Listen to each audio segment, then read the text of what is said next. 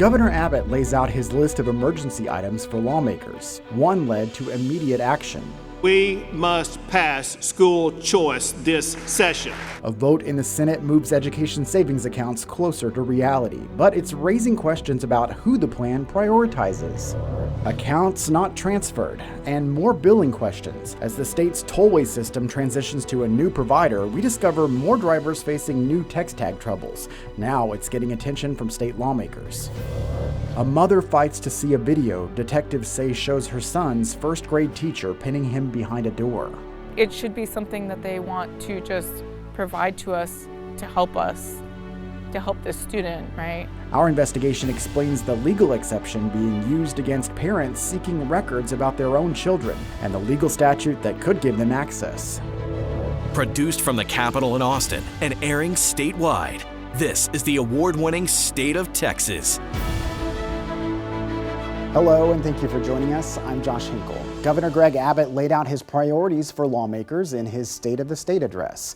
He listed 7 emergency items. Those items can be taken up immediately by lawmakers, while other bills must wait until 60 days into the session.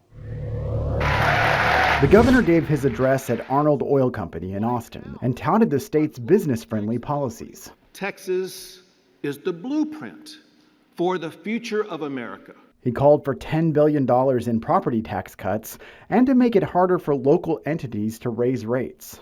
No taxing entity should be able to raise your property taxes without a 2/3 approval of voters. No approval, no new taxes. He also called for a generational investment in water infrastructure. We will tap into new water supplies. We will repair pipes to save billions of gallons of water every year. The governor once again made bail reform an emergency item, and he called for creating the Texas Cyber Command to protect against cyber attacks. We must deploy cutting-edge capabilities to better secure our state. 3 emergency items put an emphasis on education. The governor wants to expand career technical training programs. He also called for raising teacher pay, and he made education savings accounts an emergency item. We must pass school choice this session. It's a plan that will once again face backlash from Texas Democrats. We're going to go take people's hard-earned money and give it to rich people who didn't ask for it and don't need it? How do you justify that? Setting the stage for battles to come this session. The governor made ESAs an emergency item last session. It failed largely due to opposition from Republicans in rural areas. Some raised concerns that ESAs could take resources from public schools and do little to benefit areas with few private school options. Now the governor is taking his message to people in some of those communities. On Tuesday, he traveled to Athens in East Texas to speak to supporters. 2 days later, he held a similar event in Edinburgh in the Rio Grande Valley. At both events, the governor urged parents to call their state representatives to support the bill. The governor did not need to push for support in the Senate. The education savings account bill easily won approval in the chamber Wednesday. All Democrats voted against the bill. Several of them raised concerns about how it could affect public school funding. We need to fully fund our public schools. We could be using the hard-earned taxpayer dollars of every Texan to fund smaller class sizes, higher teacher pay, school safety, everything that my colleagues have talked about tonight. And instead, we're about to take that money and give a coupon to the rich. Budget proposals call for dedicating $1 billion to education savings accounts. Bill author Brandon Creighton emphasized that the money comes from the state's surplus and said that public schools will be fully funded. This bill does not jeopardize public schools. In fact, the data shows that public schools have gotten better in other states that have expanded school choice. Some opponents worry the ESA bill does not do enough to help the state's most disadvantaged students. Now there are calls to adjust the income tiers in the lottery system that determines who gets funding. Our Capitol Bureau reporter Dylan McKim takes a closer look.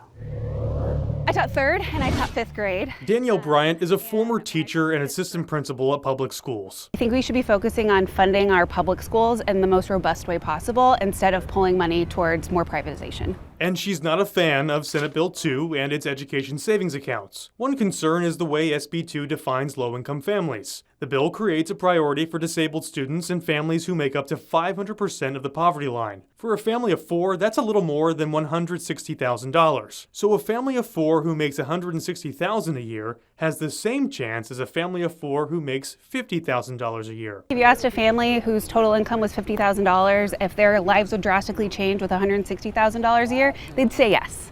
That is a life-changing amount of money difference. Your bill has passed. But the author of the bill, Senator Brandon Creighton, says the framework helps all families, including the middle class, who are struggling to make ends meet. They certainly need education opportunities for their kids, and we didn't want to cut them off. The House of Representatives has not filed its version of the bill yet. In 2023, the House introduced a bill that created a tiered structure, giving special education students top priority. After that, the bill categorized general education students categorized into 3 income levels. The lower the income, the higher the priority. If history repeats itself and the House files a similar bill, Senator Creighton says he's very open to consider income categorizations.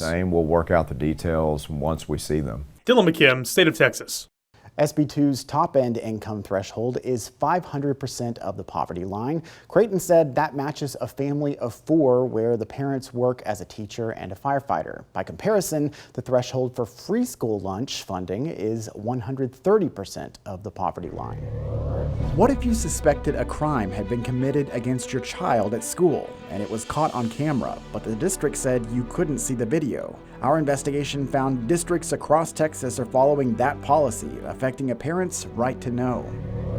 He understands that in part, this is in a way a real estate transaction. Governor Abbott looking for billions of dollars from the federal government. What he's saying now to make the case for Texas to get reimbursed for boosting border security.